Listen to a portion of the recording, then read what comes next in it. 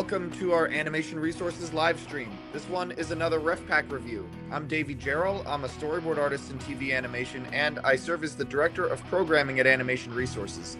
And I've got a guest with me today. He's the Director of Publications at Animation Resources, and he runs the tech for our live streams. David Eisman. Hi. Hey, how you doing? I'm doing well. How are you? Doing great, better than ever. Awesome. So we're going to go over our current members-only reference pack today, but first I'm going to give a quick pitch about what Animation Resources is. So Animation Resources is a 501c3 nonprofit organization dedicated to serving the worldwide animation community. Our goal is to educate and inspire animators, cartoonists, illustrators, and students at any level they're at. Paying members get access to a new collection from our enormous digital archive every single month. These carefully curated collections consist of ebooks packed with high-resolution scans, rare animated films set up for still frame study, documentaries, a podcast series, and more. All of this is designed to help you become a better artist. If you're a creative person, I highly recommend becoming a member of Animation Resources. You can sign up right now at animationresources.org/membership. One more time, that's animationresources.org/membership. So today we're going to look at our current reference pack, which is number 71. We have an ebook of German artist Albrecht Durer, woodblock prints from the late 1400s, commercials, and 2 military propaganda films from Paul Fennell's studio in the mid-1900s, and 2 short films from Poland from the 1960s. We're going to be looking at images and clips from the reference pack, and I'm going to share my screen so you can watch me go to the website and see what it's like to download and look at the reference pack, and I'll summarize the contents from the articles on the website so you get an idea of the context of everything we're looking at. So you go to animationresources.org/members only, and then when you log in, it'll take you to the VIP members only download page. So then when you scroll down, you can see there's an article. This is Albrecht Durer's ebook. So if you recommend you read the article and then scroll down to the bottom and you can download the ebook. So right click, open link in new tab. Okay, and then from here you can download, save. Then it should be saved to your downloads. I've already pre-downloaded everything. So I'm going to open that up. So before I start showing these images, I'm going to give you a little bit of context. So Durer was originally from Nuremberg, Germany. He took a woodblock printing apprenticeship from 1486 to 1490. And this was during a time when German art fundamentals were still pretty primitive compared to some other places in Europe. But he wasn't satisfied. He wanted to better himself as an artist, not just be a craftsperson. So he traveled throughout Northern Europe and learned from other artists. He went to Venice in 1494 and studied the work of Bellini, Raphael, and Da Vinci. In the following year, he returned to Nuremberg and produced a series of inexpensive prints. And these were just absolutely incredible. So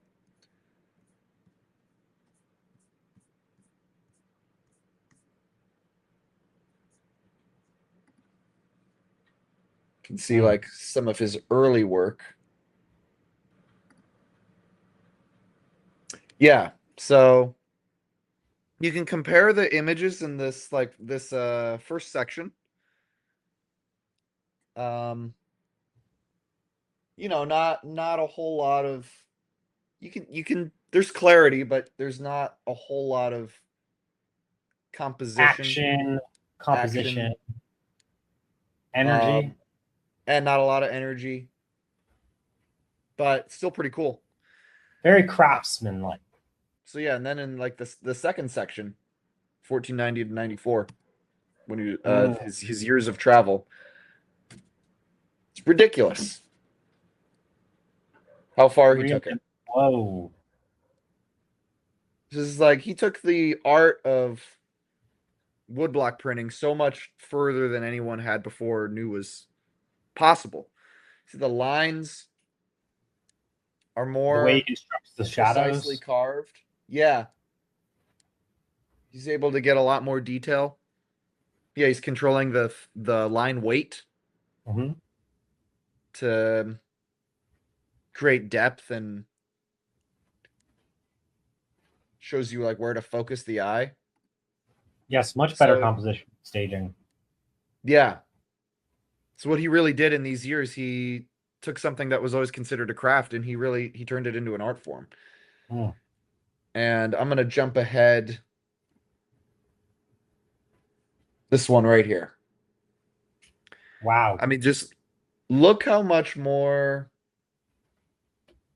complex this is than anything that came The before. composition here is brilliant. Like the figures are all posed in this arrow that's leading directly down to Jesus, and so is the way the mountains are intersecting. It's amazing. It's amazing. And just the way he renders all the all these different elements, you can tell what the texture is supposed to be Mhm. from that.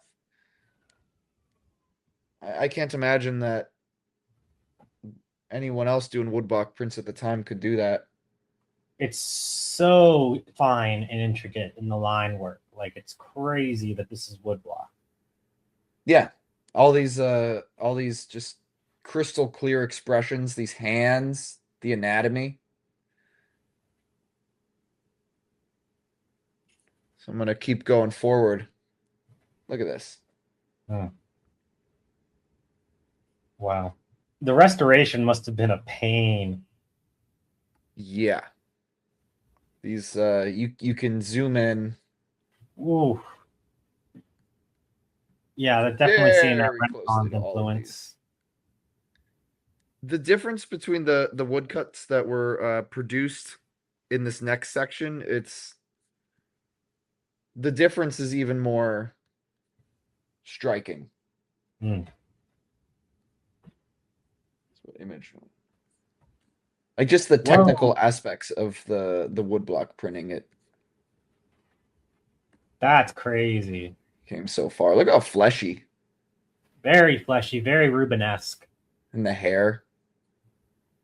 Baby's got a little bit of a homunculus face going on, but they all look like. Actually, no, Yeah, not at this time period. But it's still, it's all right. so you can tell that he really internalized the anatomy, perspective, proportion, all of these principles that he learned from Da Vinci and the great painters and German craftsmen, and he put it all into this. Mm-hmm. And this culturally, it raised the Gothic style up to the standards of the High Renaissance. Absolutely. Ooh, now that's some perspective. So yeah, this section, he takes it to a whole nother level once again. Continuously improving. These all tell a great story too. Mm-hmm. Visualizing stories from the Bible. And this is like during a time when a lot of people couldn't read. I mean, yeah. Modern literacy rates are very new. I mean, like, it used to be a people's job to be able to read and write. They were like Right. scribes. So this is probably teaching people about stories from the Bible. Yeah, probably. I mean, right around this time is when you get the printing press. The printing press actually was a failure when it first came out, just because, like, it was while you could print 100,000 books, who were you giving them to? There were no pipelines of sale and distribution. If you printed them in your small German town, you made what, 100,000? You gave away 50. Yeah. Sounds about right. Yeah, that's why Gutenberg went bankrupt. Hmm. Really? Hmm. It was his disciples who took his printing presses and ran with it to other bigger cities who were able to make it. No kidding. Well, that's a whole nother breadcrumb. Oh yeah, Um, kind of unrelated, but it's not kind of related. so this last section, if you thought it couldn't get any better, Wow, check out these. that's crazy. How do you not collapse the wood when you're engraving this fine? They're large. He's working very They're large. really, really large. That makes sense. Yeah. Yeah. So there's that, but still, the detail is ridiculous. So like these pieces excel in every conceivable metric. He just keeps getting better and more detailed. More and And more more and detailed, more more complicated. perspective, more style, more storytelling, more Way less symbolic. white space too. Like he's overcrowding this page. He's overcrowding it without losing clarity. Very clear. So this stuff was as good as anything being done in Venice at the time by the known masters.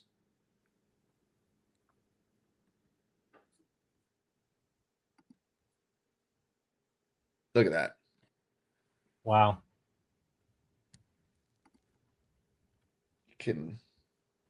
That's crazy. You can really look at this for hours, every one of these images.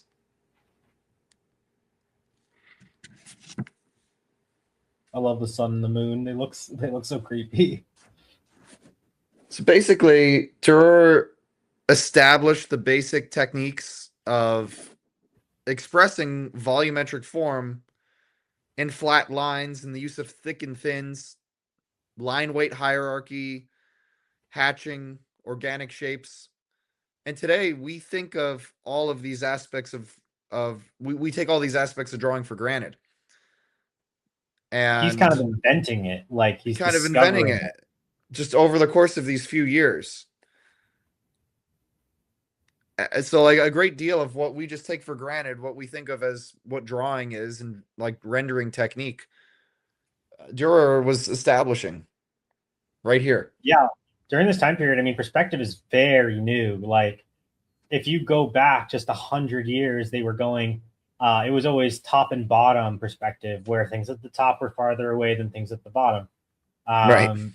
Everything's flat. Whereas here they're learning and inventing perspective. And you say like go back 100 years, yes, but even just in 10 years, what how he progressed was crazy. It's kind of like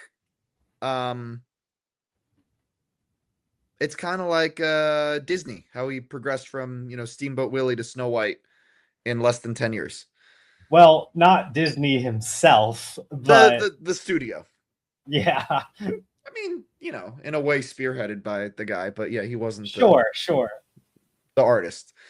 But it's yeah. just to show like how far an art form can go in such a short period of time. And so how is this possible? In the case of Durer, he had a passion for self-study. He sought out the greatest artists of his day and he studied under them.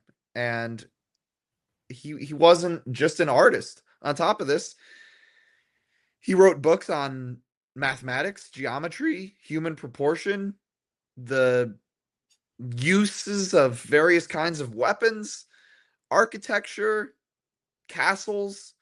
He was a Renaissance man. Just in the same league as Da Vinci. And it's the self-study that's the key to all of this. It's what animation resources is about at its core. It's about self-study, and that's what we're trying to do with these reference packs. We are providing our members with good stuff to study. Before you move on, can you zoom in on the guy swinging the sword? I'm kind of interested in the pose. Yeah, and then there's one at the end that I'm going to zoom in on too. The guy swinging the sword. The one on the left, one that you have, that guy, yeah. You just want to This zoom in one. on them? Wow. Yep, that's my sword. That's I actually type that's your 18B. sword. Yeah, that's No. my sword type. No way. You have He's in, your sword is he's in high almost bomb tug. 1,000 years old. No, I don't have this sword. The sword Well, but style.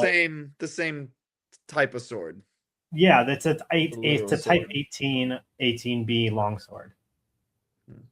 I went to medieval times last night and Ooh, watched the the isn't it jousting. fun? That was fun. They were making great poses. Mm-hmm. I wish I had something to draw on while I was there. Oh, you didn't bring a sketchbook? No. Next time you go to I didn't. medieval times. Yeah. Where's the one I was gonna this one here. So as you could have predicted, our animation resources president, Stephen Worth, spent almost 2.5 years restoring all the pages in this ebook. And this alone is well worth the price of a membership to be able to go in this close. That's Look at that. crazy. 14,000 pixels, guys. No, 14,000 by 14,000. Yeah. You can't do this anywhere else. Look at that expression.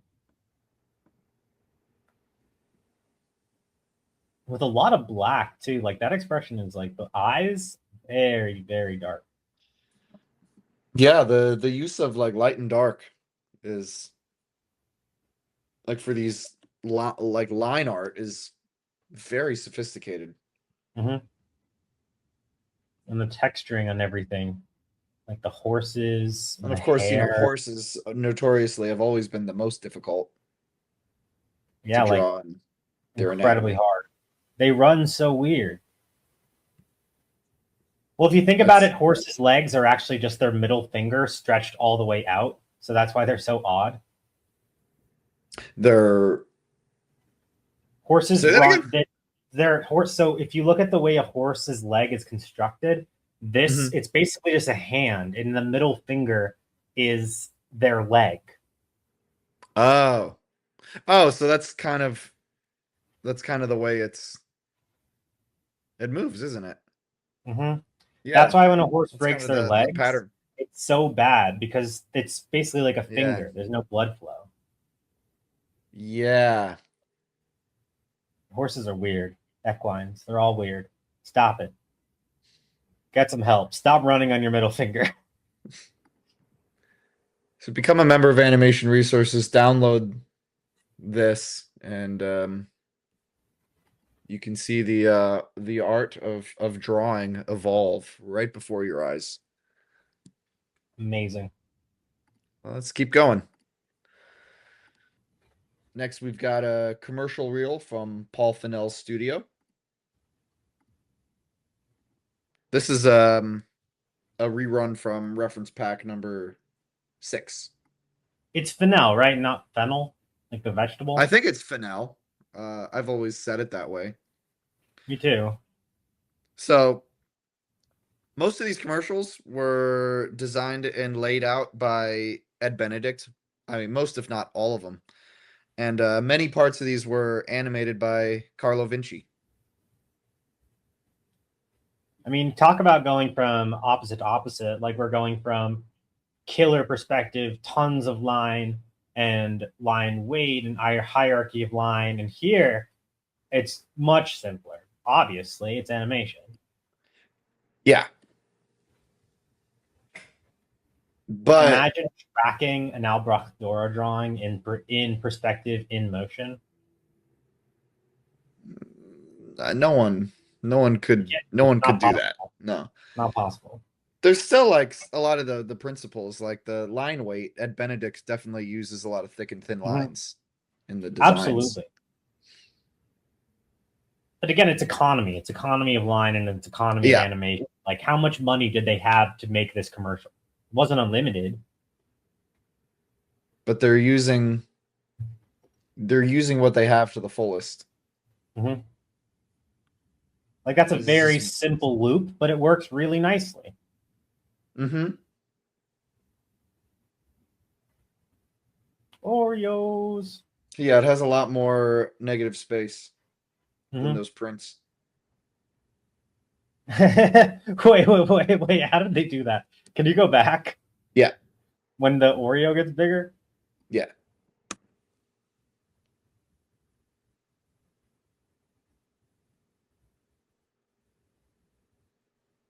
Whoa, what is that? Like four drawn? Is that like just they animated it? That's not like a Yeah, that was four. that was in between.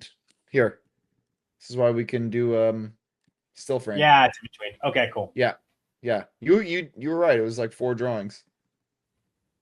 Yeah. Maybe 5. Cool. I love Oreos. Oreos. Best snack ever. We'll be right back to our podcast in a couple minutes. But first, I'd like to tell you a little bit about Animation Resources. One thing that Animation Resources did for me was bridge the gap between being a student and being a professional. When I first discovered Animation Resources, I was a college student studying animation at USC. I thought I knew all about what it took to be a professional animator. I mean, I was getting good grades. I figured that meant I'd be ready. But then one day, a friend brought me to the Animation Resources archive and I met Stephen Worth, the president of Animation Resources. I told him I wanted to be a storyboard artist when I graduated, and he still likes to remind me of the deer in the headlights look I had when he told me the truth. That doing your school assignments and getting good grades does not mean you'll be ready to be a professional. And boy, was he right. And I'm glad he told me as soon as he did, because with his advice, on top of the schoolwork I was already doing, I was actually ready to work by the time I graduated. But there was no way I would have been ready had Steven not taken the time to tell me about Animation Resources. So here's how Animation Resources bridged the gap for me from being a student to getting a job. In school, I learned the mechanics of animation and drawing. I learned how to use some programs, but the part that was missing was how to be creative. Being creative, or learning to think like an artist, is the key to longevity in animation. Art styles come and go, the programs we use are always changing, but the need to be creative is constant. Animation Resources gave me a much broader frame of reference and showed me just how important that it is to keep growing as an artist. So, here are the benefits of an Animation Resources membership. Every month, you will receive access to a brand new downloadable reference pack. Now, here's what's in a reference pack: informative articles on animation history and technique, high resolution ebooks on cartooning, animation, and illustration, rare animated features from China, Russia, Japan, and Croatia, documentaries on filmmaking, and a podcast series called Animated Discussions. So, there are 2 levels for an Animation Resources membership. There's the general membership, which is only $95 per year. Then there's the student membership, which is for students and full-time educators, and that's only $70 per year. And that's not all. For both the students and general membership, every new reference pack will come with a rerun material from our past decade of reference packs. So if you're new to Animation Resources and have missed any of our old reference packs, you'll get access to an additional piece of our archive every single month. All of our content is specifically targeted at animators, cartoonists, and illustrators like you. And the best part is that you'll be supporting a 501c3 nonprofit organization that is run by artists for artists. You can join right now at animationresources.org/membership. Again, that's animationresources.org/membership. If you're a creative person, you should definitely be a member of Animation Resources. And we're back. Let's keep scrolling, and we've got more from Paul Fennell's studio. We've got Broken Treaties. This is also from a rerun from RefPack number 6. So Paul Fennell actually pioneered the use for propaganda in animation. Because people think of Victory Through Air Power and Disney's, but this was done first, and this came out before Pearl Harbor. And apparently, when it was screened, audiences booed. They hated the blatant propaganda of it. They just weren't invested in the war effort at the time. Interesting. It's great caricatures. Yeah, animators like that they back in this day had a lot of fun animating Hitler. Yeah, I guess like at this time he was still kind of a joke. Yeah, like a humorous character almost. Yeah. But use of animation for propaganda is like pretty pervasive during this time period. Germany did it. Japan did it. And the U.S. was after Pearl Harbor. Then they were all in on it. 100%. This was just a little bit before its time.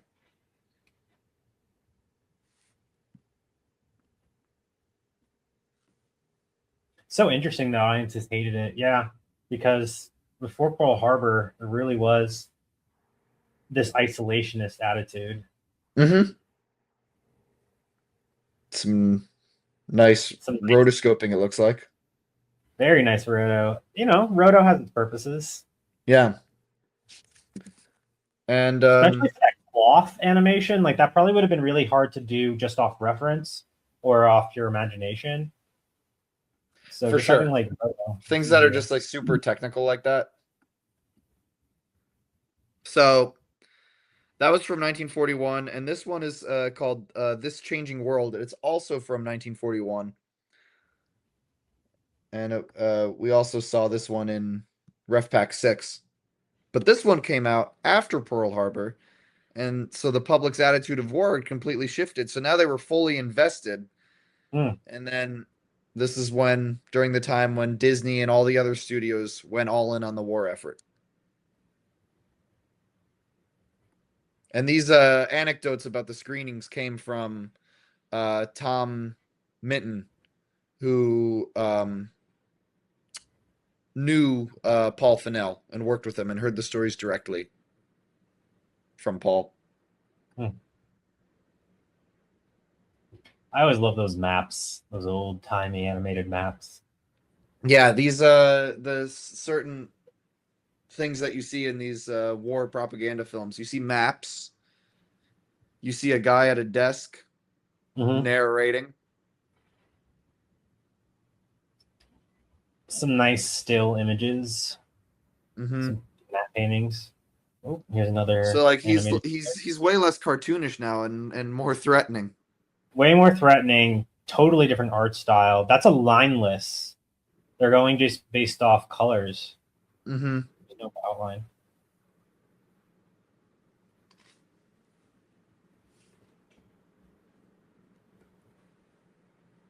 Got a lot of maps. Some weapons. Way more threatening. Way more like this needs to be dealt with now versus like, look at this funny guy with the mustache. Look at this. He's on meth. Funny stuff happening overseas. Right.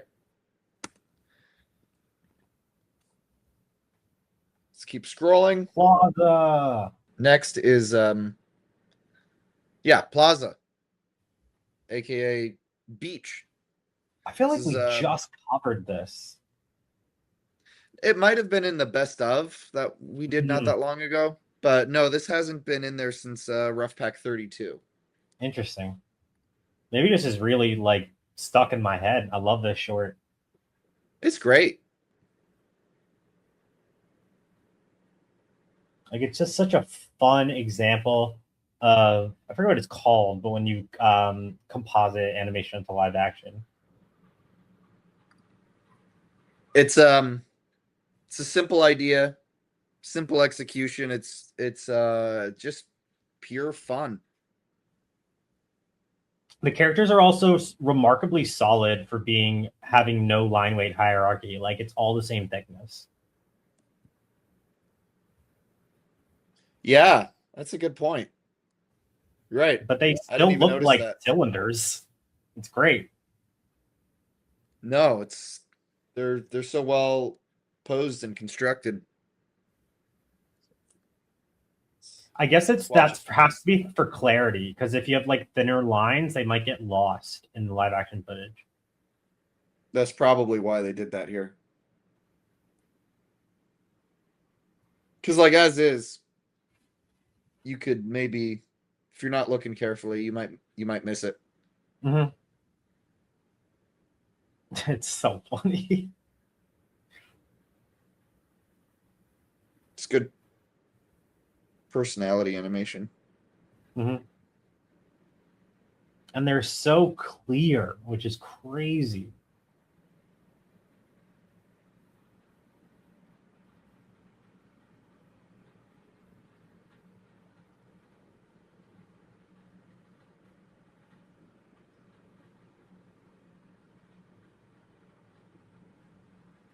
I'm sure if this was on sound and and we understood Italian, it would be very funny. Yeah. Yeah. But I mean, even without sound, it's still very clear. Yes, the joke is very understandable. It's so interesting how they're like the way they composited it as if like their bodies are the canvas, and then other times they're clearly standing on top of them. Mm-hmm.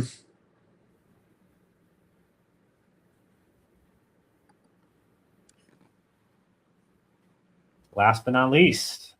Yep. You want to pronounce that? Let me try. Koziolik Matolik. Koziolik Matolik. Yeah, as long as you just give it the old accent, you can mostly get like 70% of the way there. Koziolik Matolik.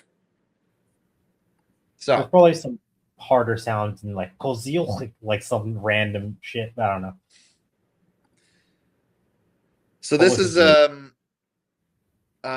this was a animated series from Poland in 1969, and this is episode 6 called Dragon Cave. Jump ahead I a love little. this goat.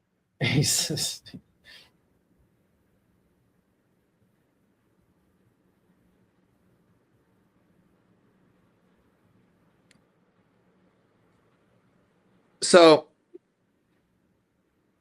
Koziolik was created in 1933 as a character in a Polish comic book. So he's a goat who undertakes a quest to find a town that he heard makes shoes for goats. And his travels then take him all over the world. It's kind of a ridiculous premise. That's an incredibly ridiculous premise. But kind of in line. Actually, no, not in line with like the 30s. It's almost in line with like later American cartoon absurdism. yeah. I think this is all about the funny animation, the way the characters move, the funny expressions, the limited animation, and the clarity. Lots of clarity. Like they do seem to very much understand principles of like staging and appeal. Not a lot of squash and stretch, but again, that's hard to pull off in limited animation. It can often look weird. Right. It still has a lot of life because the poses are so good and they're well timed, so you can get away with. There's a very nice stretch, but they devoted stretch to that.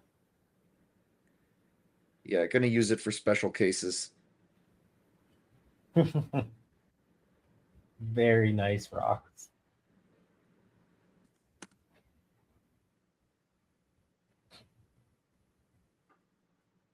Very nice walk.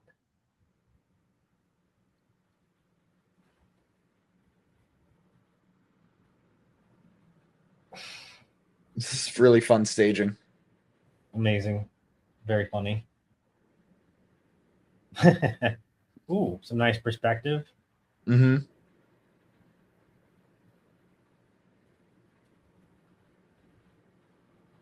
It's like getting full turnarounds in there.